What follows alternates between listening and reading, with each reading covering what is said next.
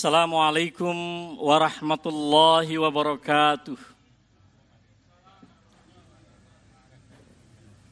Alhamdulillahi rabbil alamin. Alladzi allafa baina qulubina fa asbahna bi ni'matihi ikhwana. Usalli wa usallim ala sayyidil anam, qaidina wa qudwatina wa imamina, sayyidil anbiya'i wal mursalin, imamil muttaqin, qaidid du'atil mukhlisina ilallahi, ba'athahu Allahu basyiran wa nadhira wa ba'athahu rahmatan lil alamin. Allahumma salli wa sallim ala hadan nabiyil karim wa ala alihi wa sahbihi wa man sara min ummatihi ala nahjihi ila yaumiddin. Amma ba'd, usi nafsi wa iyyakum bitaqwallahi faqad fazal muttaqun. Yang saya muliakan para ulama yang rauh membersamai kita dari pagi sampai siang hari ini, Gurunda Profesor Dr. Fatah Santoso dari pimpinan wilayah Muhammadiyah Jawa Tengah, juga para masyayikh, para guru, para kiai, para undangan dari organisasi umat Islam yang ada di Kabupaten Magelang, juga para umara yang saya hormati, Pak Zainal Arifin, Bupati Kabupaten Magelang, yang beliau tetap ingin hadir pada siang hari ini. Karena ada acara, maka beliau menunda kehadirannya. Dan tadi sambutan dibacakan oleh Bapak Sekda. Yang saya hormati, yang saya muliakan juga Kiai Haji Jumari, pimpinan daerah Muhammadiyah Magelang, periode Muktamar 2015 sampai 2022. Dan sekarang beliau menunaikan amanahnya sebagai salah seorang wakil ketua di pimpinan wilayah Muhammadiyah Jawa Tengah. Jadi makomnya naik. Karena makom naik, surga harus lebih terbuka. Kalau nggak masuk surga, kebangetan. Nah, itu. Kemudian juga tentu para pengurus daerah Aisyah. Juga saya lihat ada Bu Rektor kampus kita Universitas Muhammadiyah Magelang beserta segenap pimpinan amal usaha Muhammadiyah dan Aisyah di Kabupaten Magelang. Juga perlu saya sapa para pejabat kita dari forum komunikasi pimpinan daerah. Selain pejabat yang telah kami sebutkan, hadir juga membersamai kita bapak-bapak dari Tentara Nasional Indonesia, duduk berdampingan dengan saya. Juga bapak-bapak dari Kepolisian Republik Indonesia, terima kasih atas kedatangannya. Beserta segenap hadirin dan hadirat, anak-anakku yang sangat membanggakan tadi yang tampil di depan kita,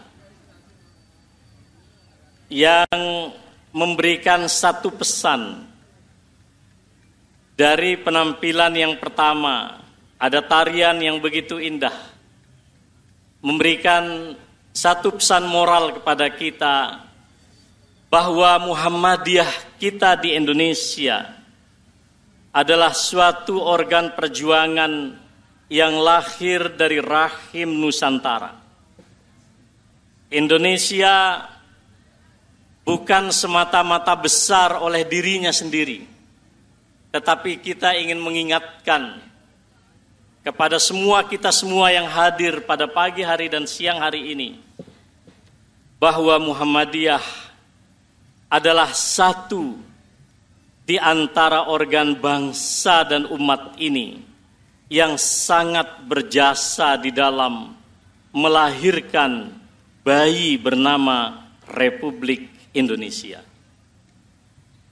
Anak-anak kita memberikan satu pesan kepada kita bahwa mereka adalah generasi yuhibbunal Islam wa yuhibbuna hadzal watan. Mereka generasi yang mencintai agamanya Islam. Pada saat yang sama mereka mencintai negaranya Republik Indonesia.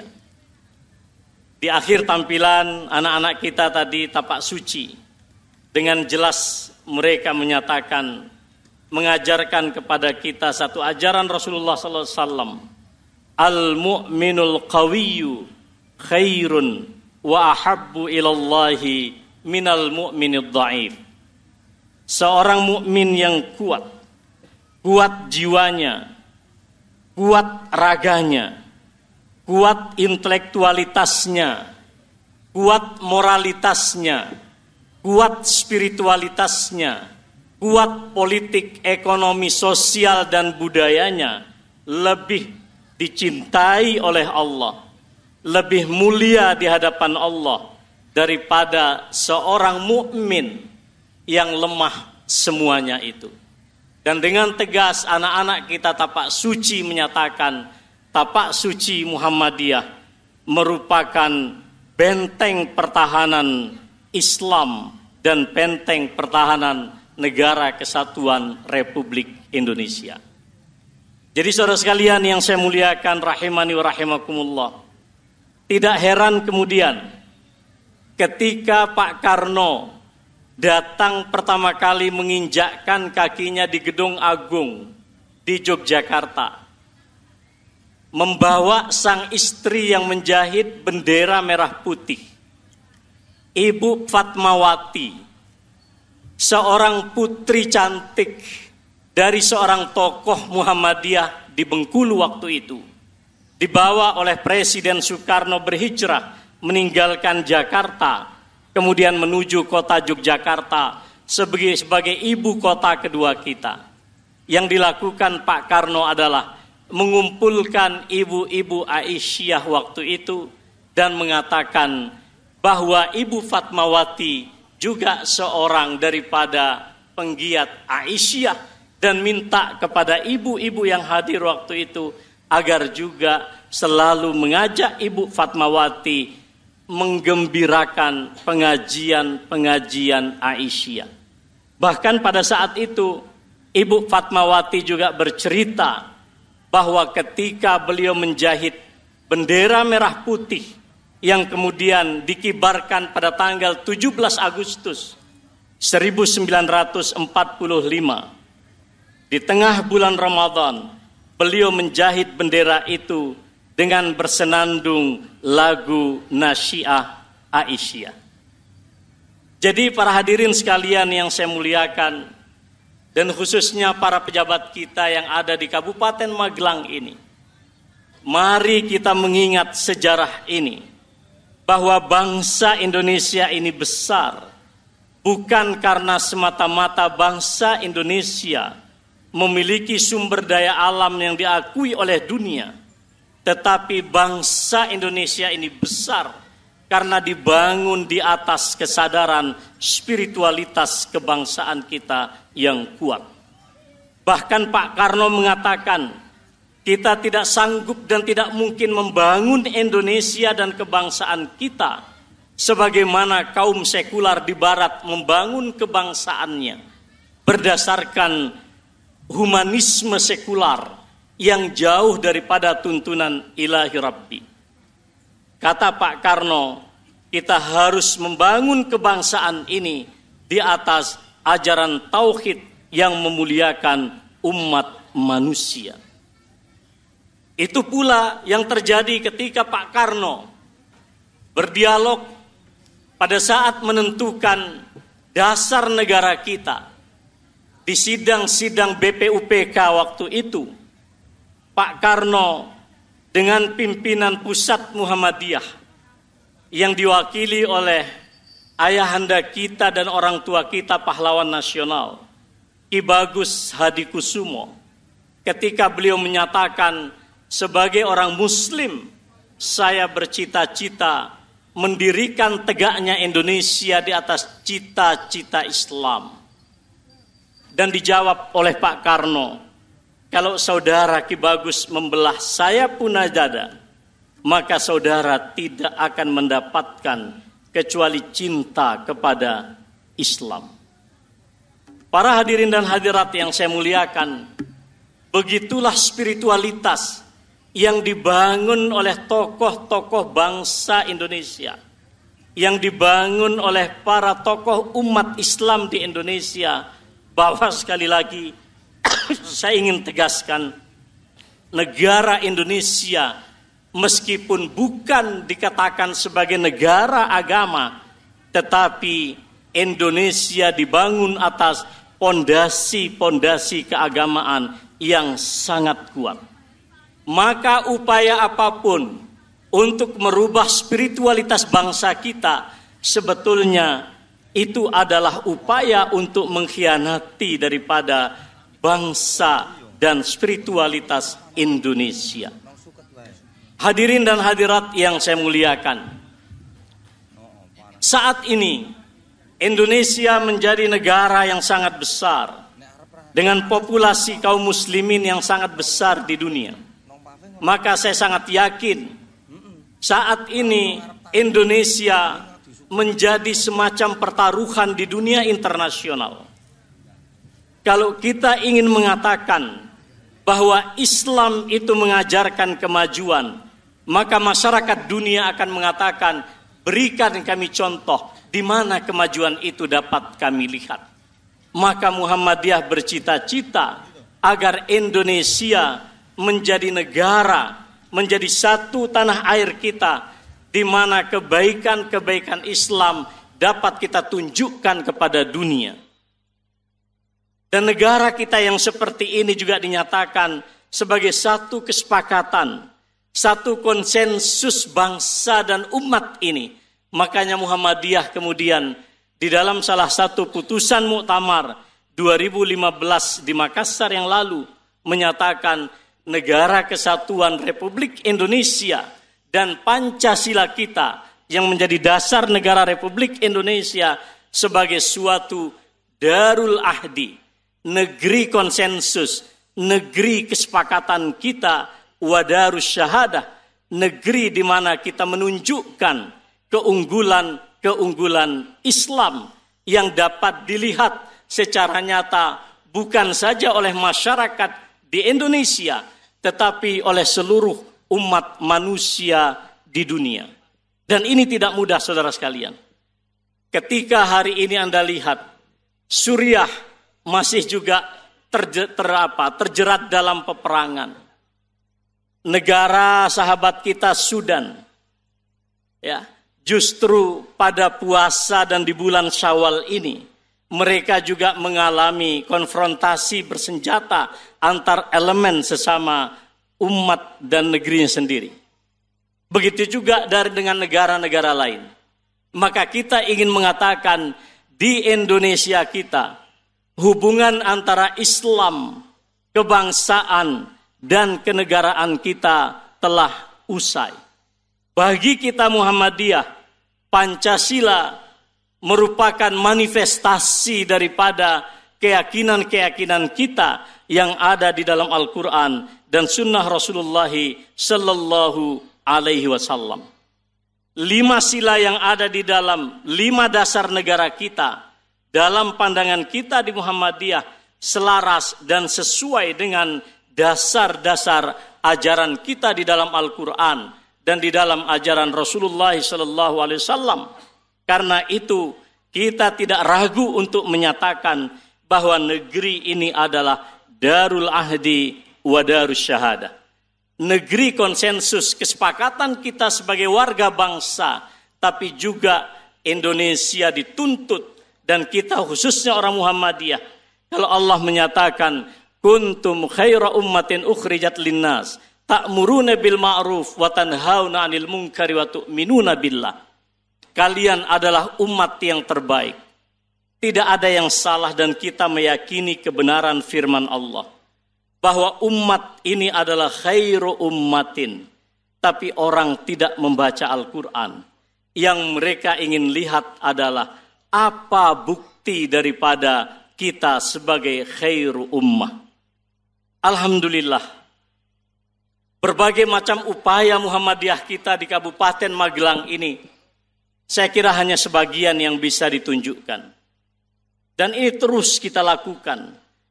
Berbagai macam upaya-upaya kita, amal-amal sosial kita, amal kemasyarakatan kita, kesehatan, pendidikan kita. Tadi kita sudah diingatkan oleh guru kita, Profesor Fatah Santoso, beliau menyatakan ada 2 kata kunci yang harus kita pegang. Selain kita unggul di semua bidang yang kita tekuni, tapi satu lagi kita juga harus sanggup menunjukkan nuansa-nuansa yang berkemajuan. Para hadirin dan hadirat yang saya muliakan, pada kesempatan ini juga saya ingin menyampaikan kepada kita tantangan kita sebagai negara yang besar, tantangan kita sebagai negeri muslim yang besar di negeri ini juga tidak mudah. Kita sedang dinanti-nanti oleh seluruh publik di dunia. Seperti apa umat Islam di Indonesia yang katanya negara dengan populasi dan keragaman, kebinekaan yang sangat tinggi. Alhamdulillah, kita masih bisa bangga pada hari ini. Umat Islam, khususnya 2 elemen yang sangat penting tadi disebut oleh Pak Kiai Jumari, Nahdlatul Ulama dan Muhammadiyah, atau Muhammadiyah dan Nahdlatul Ulama, saya kira tetap menjadi satu parameter bagaimana keberlanjutan dan kebaikan bagi negeri kita ini. Dalam konteks ini, saudara sekalian yang saya muliakan, saya ingin menyampaikan kepada kita semua, kita orang-orang yang hadir di sini adalah orang-orang yang telah diluluskan oleh satu madrasah Allah Subhanahu wa taala, yaitu adalah Madrasah Ramadan. Tetapi Ramadan dengan berbagai macam ibadah di dalamnya, khususnya Siyamu Ramadan, bukanlah semata-mata kita diperintahkan oleh Allah untuk berlapar-lapar dan berhaus-haus. Tetapi Allah menghendaki agar Siyamu Ramadan yang kita lakukan sebulan penuh bisa meninggalkan jejak-jejak moralitas di dalam diri kita sebagai pribadi, keluarga maupun juga bangsa yang besar. Maka ketika Allah Subhanahu wa taala menyatakan man lam yada' qaula zur wal amala bihi falaysa lillahi hajatun fi an yada' ta'amahu wa syarabah. Orang yang berpuasa namun tidak sanggup meninggalkan perkataan dan perbuatan dusta, Allah tidak butuh apakah orang itu makan atau minum di siang hari Ramadan. Kam min sha'imin laisa lahu min siyamihi illa al-ju' wal 'atas wa kam min qa'imin laisa lahu min qiyamihi illa as-sahar. Betapa banyak orang yang berpuasa tidak mendapatkan apa-apa kecuali rasa lapar dan dahaga dari puasanya. Dan betapa banyak orang yang tampaknya menghidupkan malam-malam Ramadan tapi tidak mendapatkan apa-apa di sisi Allah kecuali seperti apa orang-orang yang bergadang saja. Mengapa? Karena puasanya tidak meninggalkan jejak etis dan tidak meninggalkan jejak moralitas di dalam kehidupannya. Ibu bapak mengerti ketika ada 2 orang yang begitu dipuji oleh para sahabat. Puasanya luar biasa, sedekahnya luar biasa, sholat malamnya luar biasa, dan Rasulullah menyatakan kedua orang tersebut di neraka. Diminta oleh Rasulullah untuk dihadirkan di hadapan beliau, dan beliau menyatakan kedua orang ini sanggup menahan diri dari apa yang dihalalkan oleh Allah. Makan, minum, hubungan suami istri itu halal, dia sanggup meninggalkannya, tapi dia tidak sanggup meninggalkan apa yang sejatinya diharamkan oleh Allah, yaitu membicarakan keburukan saudaranya. Ini memberikan satu bukti kepada kita bahwa puasa yang disyariatkan oleh Allah Subhanahu wa taala bukanlah suatu festival kita berlapar-lapar dan berdahaga-dahaga. Tapi ini merupakan satu metode ilahiyah agar umat Islam, kita orang-orang Muhammadiyah khususnya, memiliki satu momentum untuk berlatih, menguatkan karakter moral di dalam diri kita masing-masing.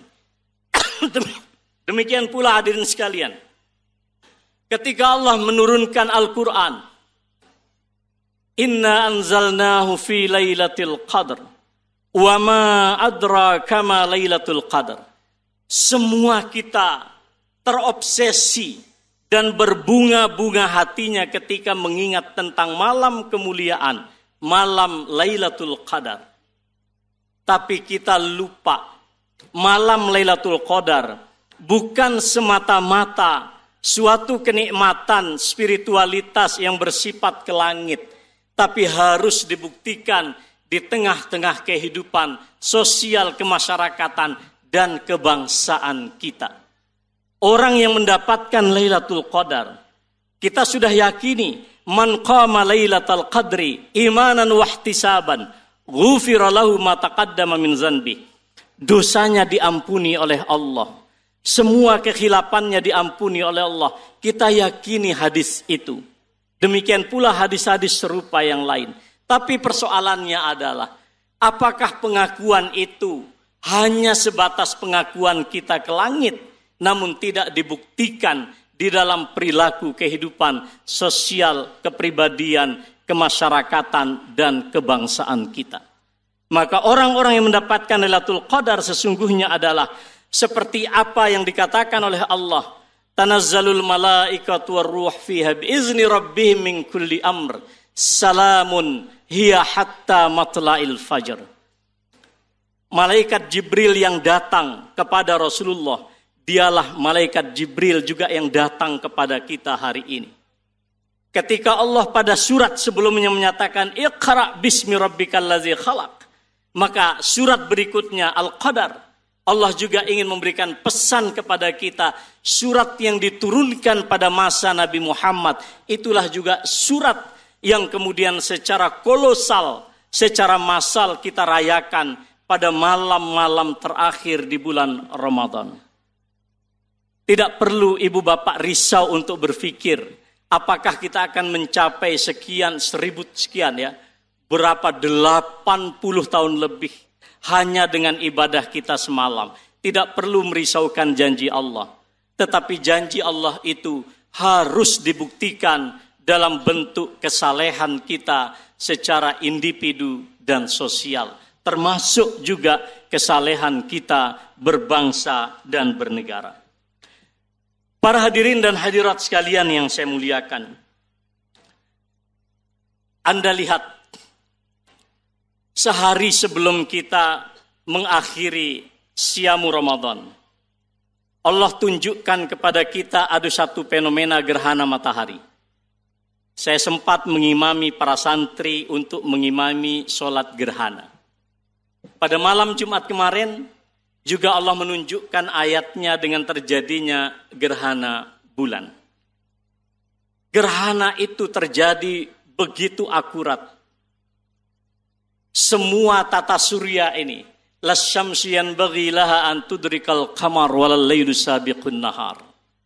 Jangan pernah berharap matahari akan mendahului bulan.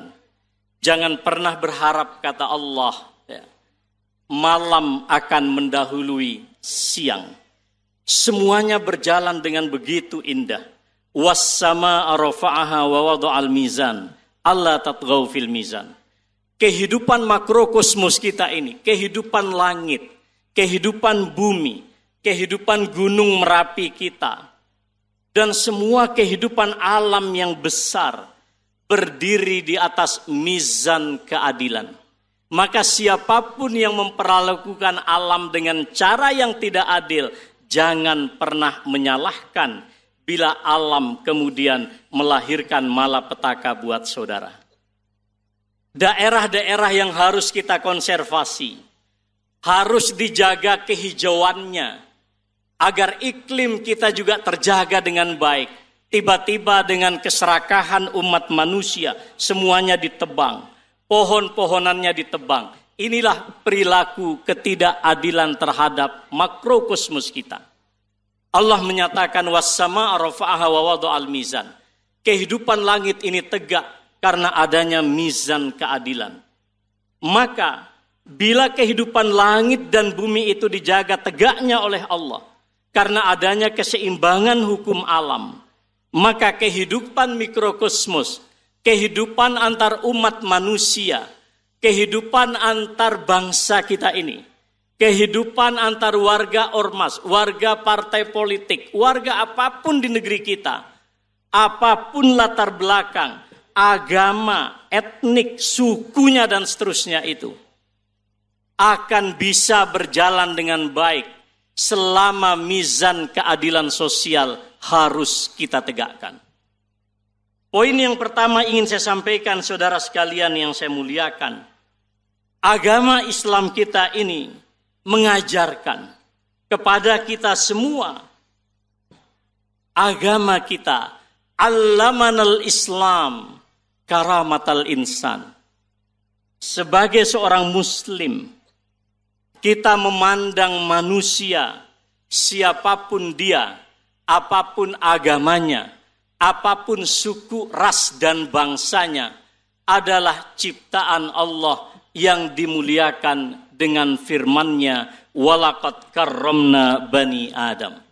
Semua umat manusia, dalam pandangan kita umat Islam, khususnya warga Muhammadiyah, kita harus meyakini bahwa mereka adalah ciptaan Allah yang memiliki kemuliaan. Itulah yang disebut dengan al-karamatul insaniyah. Karena adanya ajaran kemuliaan kemanusiaan di dalam hadis yang sahih, ketika Rasulullah SAW berada di Madinah waktu itu, lalu kemudian beliau sedang duduk, lalu di hadapannya diusung jenazah, kemudian beliau berdiri. Dan ketika beliau berdiri, para sahabat mengingatkan, wahai Rasulullah, mengapa sampean berdiri sementara jenazah yang diusung adalah orang beragama Yahudi? Nabi menjawab dengan jawaban yang sangat ringkas, alaysat nafsan, bukankah dia manusia yang punya jiwa? Berdasarkan karamah insaniyah, Rasulullah berpidato di Madinah waktu itu, barang siapa menzalimi, man zalama muahidan, siapa menzalimi orang kafir yang diberikan perlindungan oleh Islam untuk tinggal di negeri Islam, dia terikat dengan perjanjian, awin taqasahu, atau merusak kehormatannya, aw akhadha malan an ghairi tibi nafsin, atau diambil hartanya tanpa kerelaan jiwanya, aw kallafahu fawqa taqatihi, atau dia diberikan beban pekerjaan melampaui kekuatan fisiknya, Rasulullah menyatakan, ana hajijuhu yaumal qiyamati indallah.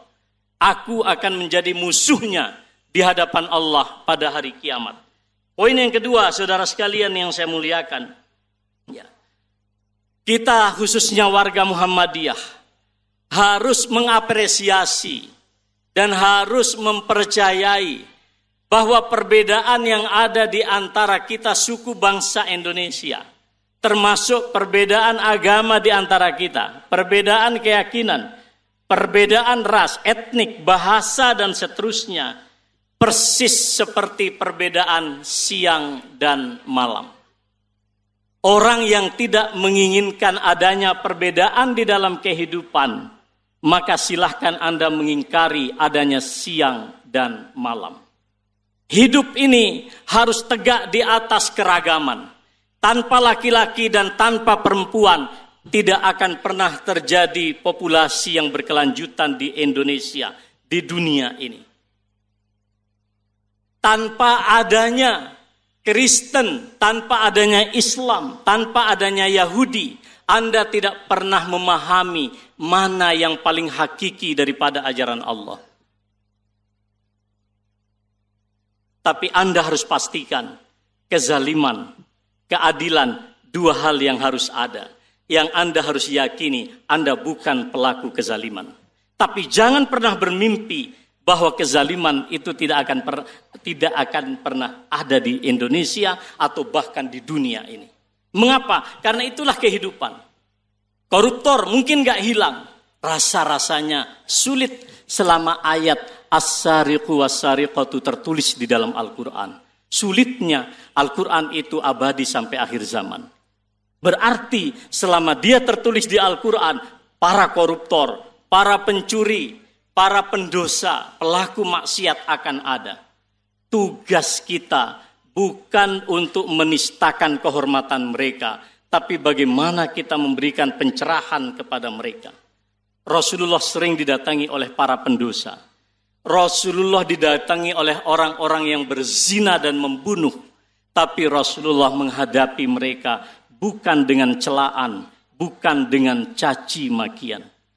Beliau mendakwahi mereka. Yang ketiga, saudara sekalian, ya, saya ingin menyebut juga ayat. Walau syaa rabbuka laja'alan nasa ummatan wahidah. Kalau Allah berkehendak, semua umat manusia ini dijadikan satu. Tidak perlu ada Indonesia, tidak perlu ada Singapura, tidak perlu ada Brunei, tidak perlu ada Eropa, Australia, Asia. Jadikan satu saja. Tapi kata para mufassir, mustahil itu akan terjadi karena kehidupan ini tidak akan berjalan tanpa adanya keragaman-keragaman itu. Yang ketiga, saya pesankan khusus kepada para mubalik. Kita harus berpegang teguh kepada ayat Al-Quran. La ikraha fid din, qad tabayyana ar-rusydu minal ghayy. Faman yakfur bit-taghut wa yu'min billah faqad istamsaka bil urwatil wuthqa. Tidak perlu kita berdakwah dengan kebencian. Tidak perlu Anda berdakwah dengan intimidasi dan pemaksaan. Rasulullah SAW mengajarkan kepada kita agar kita berdakwah dengan hikmah dan kebijaksanaan. Tidak ada paksaan di dalam agama kita. La ikraha fid din. Sering saya sampaikan satu kisah Sumamah bin Usal, seorang pemimpin Banu Hanifah yang banyak membunuh para sahabat. Ketika dia ditawan oleh pasukan Rasulullah SAW dan kemudian ditawan oleh beliau di Madinah, di Masjid Nabawi pada saat itu, perintah Nabi hanya satu, perlakukan dia dengan baik. Diberikan susu, diberikan roti yang terbaik. Hari ke-1, hari kedua, hari ketiga, beliau diperlakukan dengan baik. Tidak ada indoktrinasi, tidak ada narasi, tidak ada pemaksaan apapun. Di hari yang ketiga, bagaimana keadaan wahai Sumamah? Dia bilang, saya baik wahai Muhammad. Apa yang kau inginkan? Saya ingin pergi berumrah. Silahkan engkau pergi ke Mekah. Tidak ada perintah untuk mensyahadatkan dia. Tapi apa yang terjadi saudara sekalian? Sebelum dia meninggalkan Muhammad, dia menyatakan, demi Tuhan, dia izin untuk pergi mandi. Kemudian menemui Rasulullah, wahai Muhammad, sebelum ini, tidak ada agama yang paling aku benci selain Islam. Hari ini, Islam menjadi agama yang paling aku cintai. Sebelum hari ini, tidak ada negeri yang paling aku murka melebihi murkaku terhadap Madinah. Hari ini Madinah menjadi negeri yang paling aku sukai. Kemudian beliau menyatakan, Asyhadu an la ilaha illallah wa annaka Muhammad Rasulullah. Seorang pemimpin Banu Hanifah yang sangat kejam.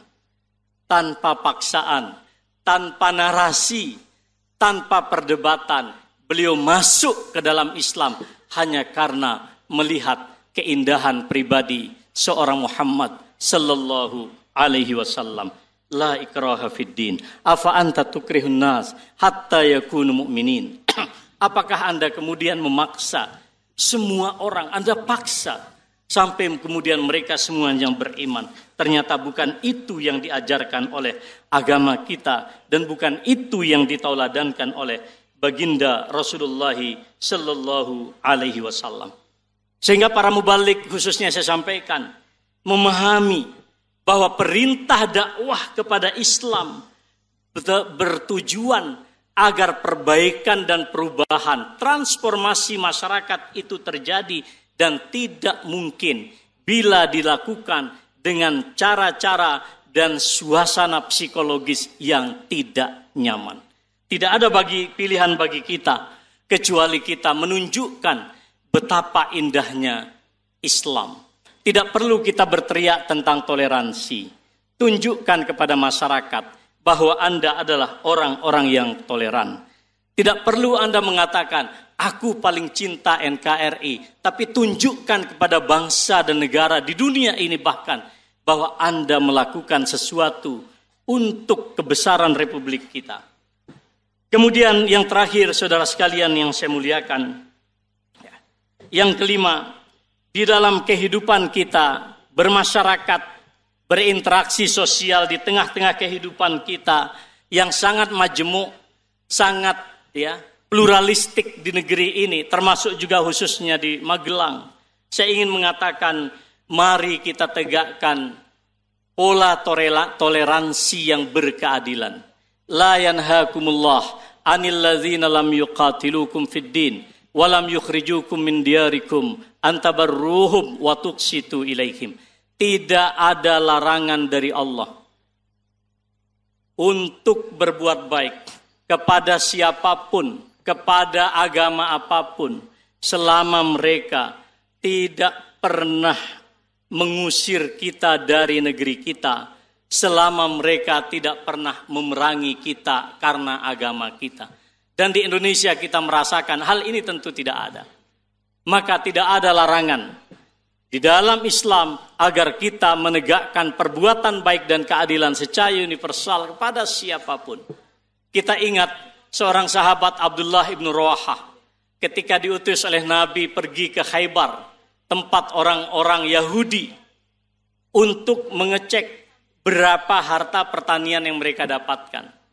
Lalu orang-orang Yahudi ingin memberikan gratifikasi, nyogok kepada Abdullah ibn Rawahah. Apa kata sahabat besar ini?